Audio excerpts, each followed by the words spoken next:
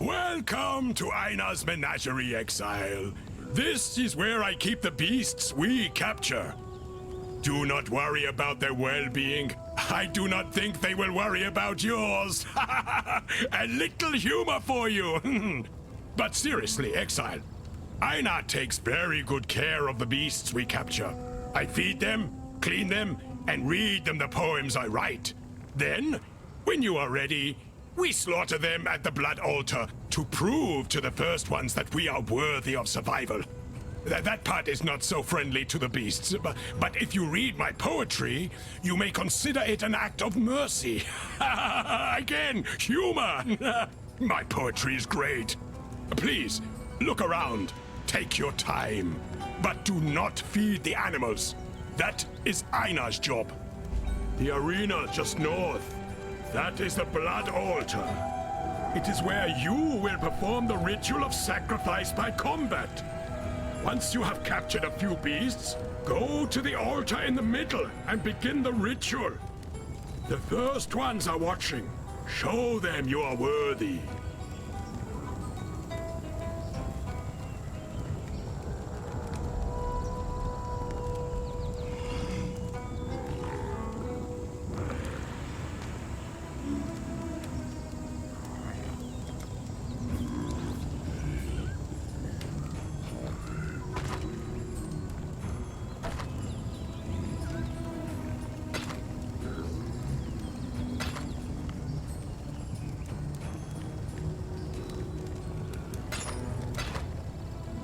The first ones are watching.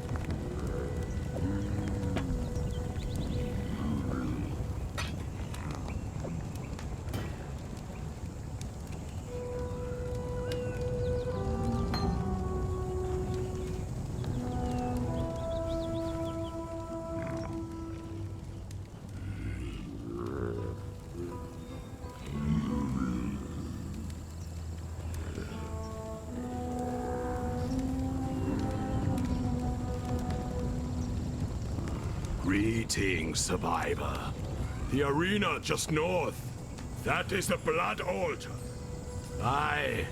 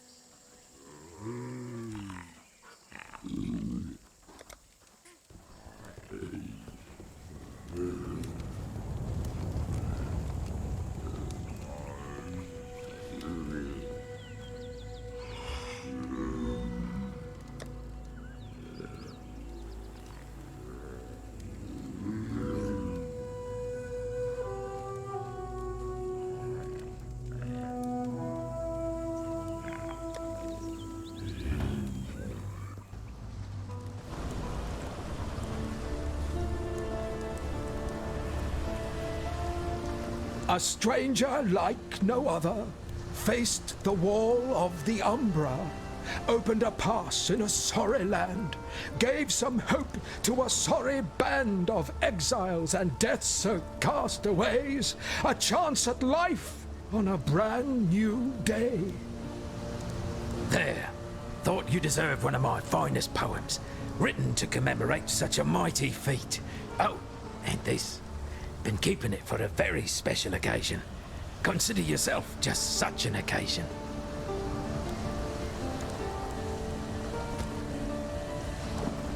One day we'll be strong enough to make our way inland, build new lives on the carcass of a dead empire. It's why God sent us maggots here, isn't it?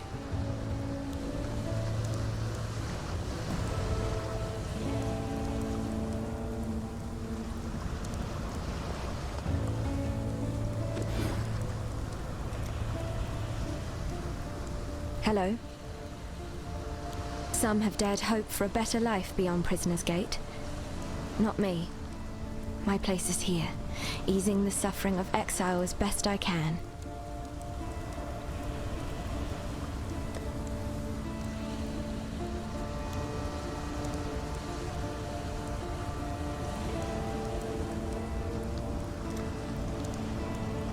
Be well.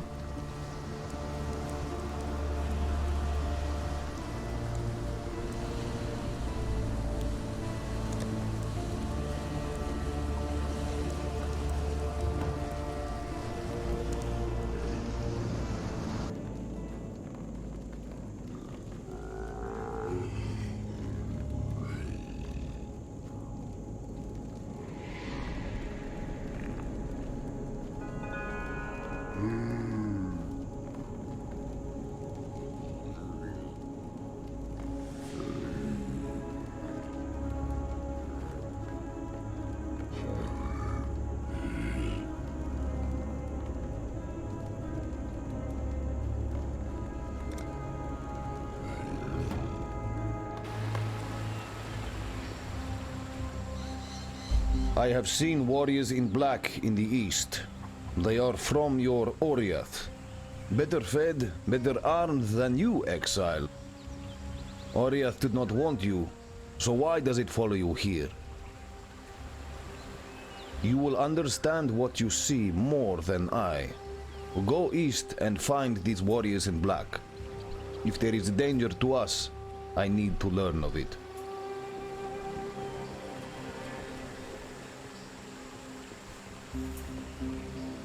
Return if you must.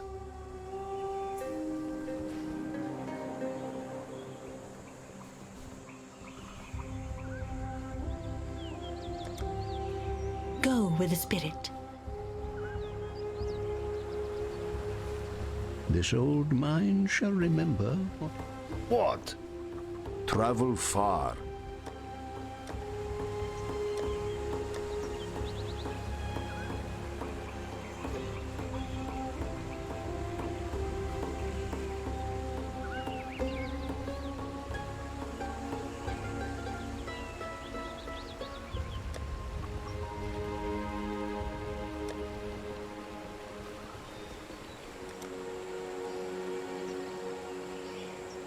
Yena thinks she knows the spirit, that it talks to her.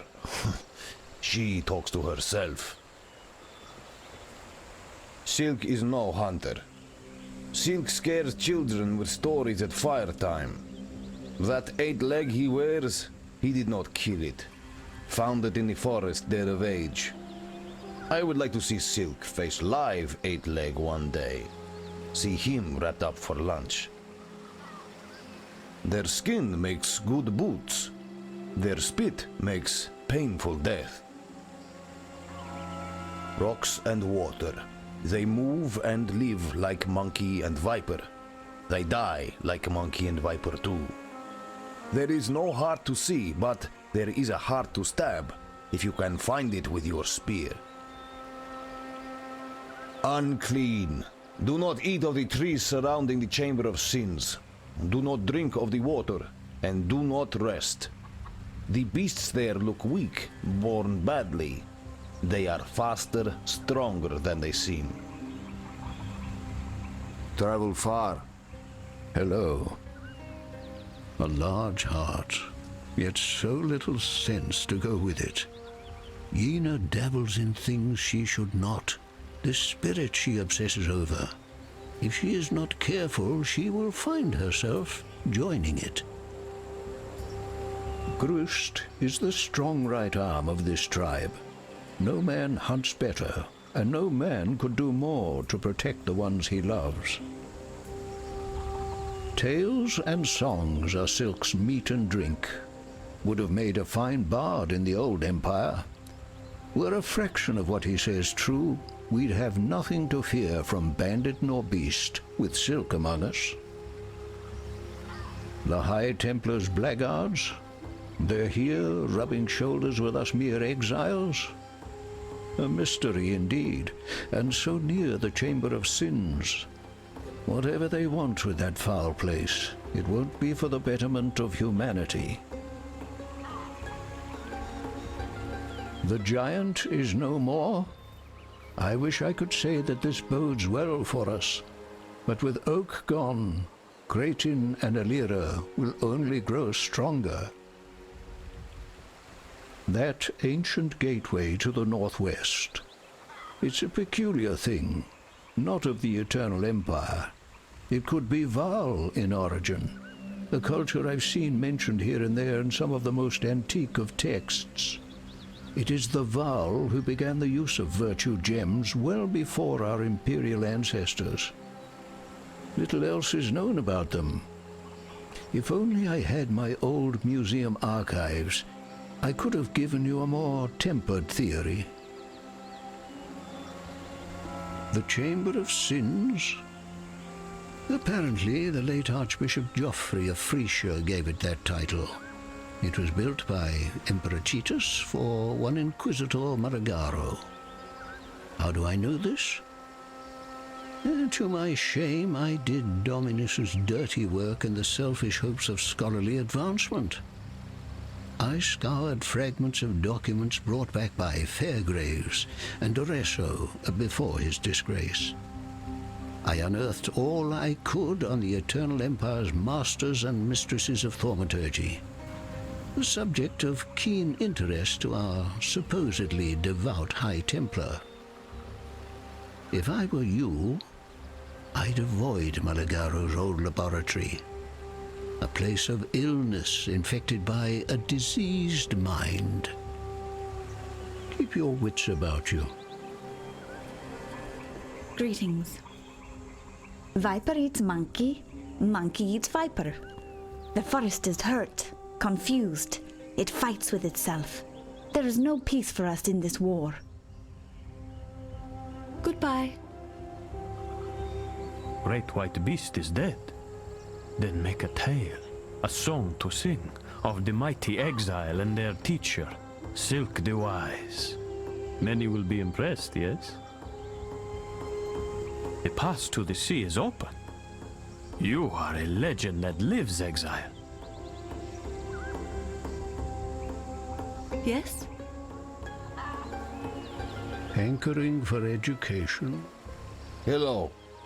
Return if you must. Not all beasts were born equal, Survivor. The first ones look upon some captures and sacrifices more fondly than others. You may not even deem some beasts worthy of sacrifice. Do not worry. Einar has imbued some orbs with powerful blood magic. You can use these bestiary orbs on any beast in the menagerie, and the beast will be bound to the orb. Then you can do whatever you want with it. Give it to a handsome man like Einar, maybe. You cannot tell, but I am very handsome under this mask. Once a bestiary orb contains a beast, you can use it again to release the creature to the menagerie. Be careful, though. It will break the orb.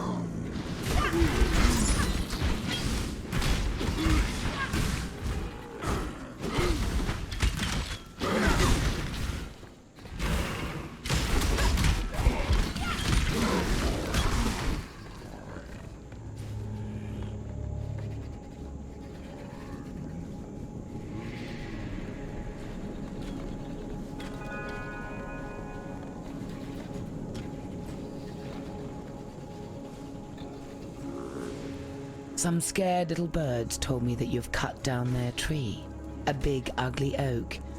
Can't say I'm surprised. You've a powerful aura on you, bright as a sunset before a storm.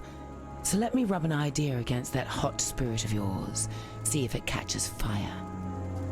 The amulet I wear, sister to the one you took from Oak, Creighton has its triplet. There's power in these trinkets, enchantment enough to keep my tribe safe. Go east, bring me an amulet and Creighton's lying tongue, and I'll make you part of that power. You need friends in Wraeclast, and believe me, I can be a fine friend.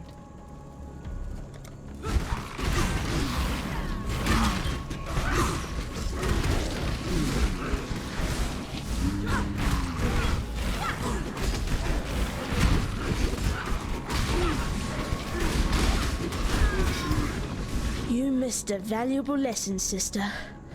Never let the power go to your head.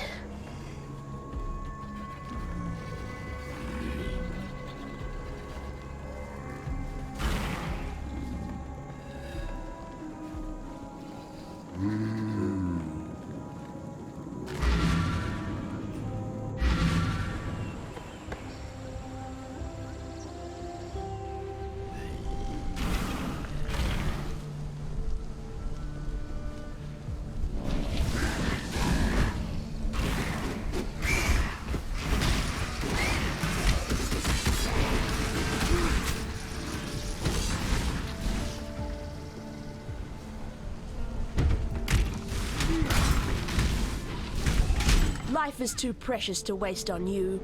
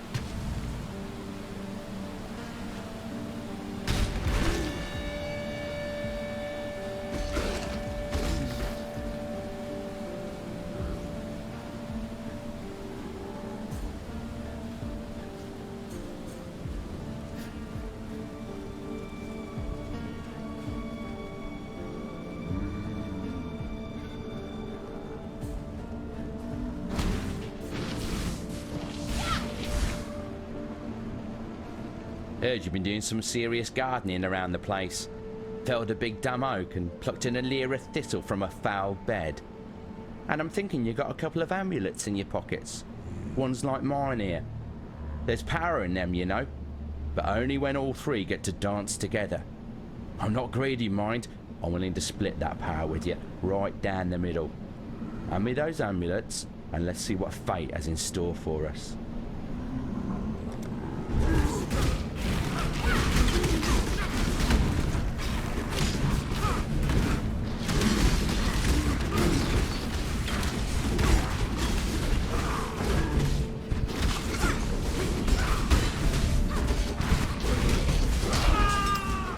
It's kind of disappointing, really. I usually like rats.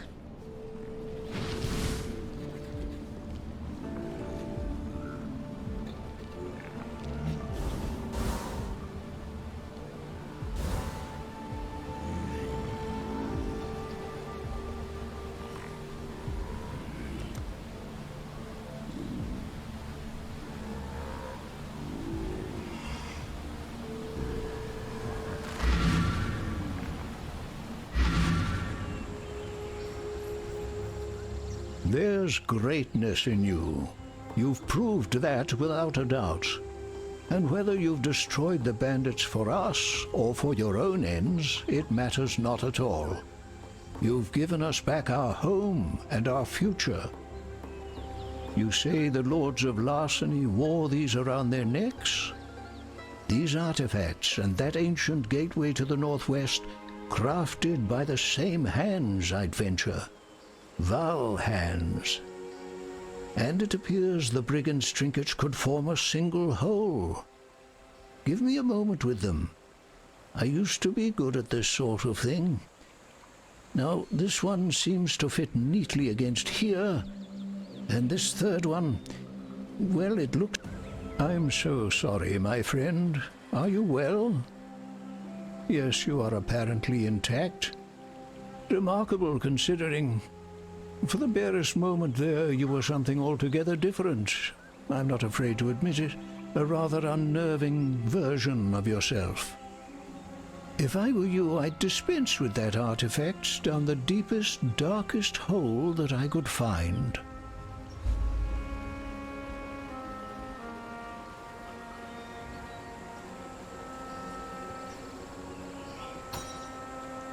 The end of learning is the beginning of death.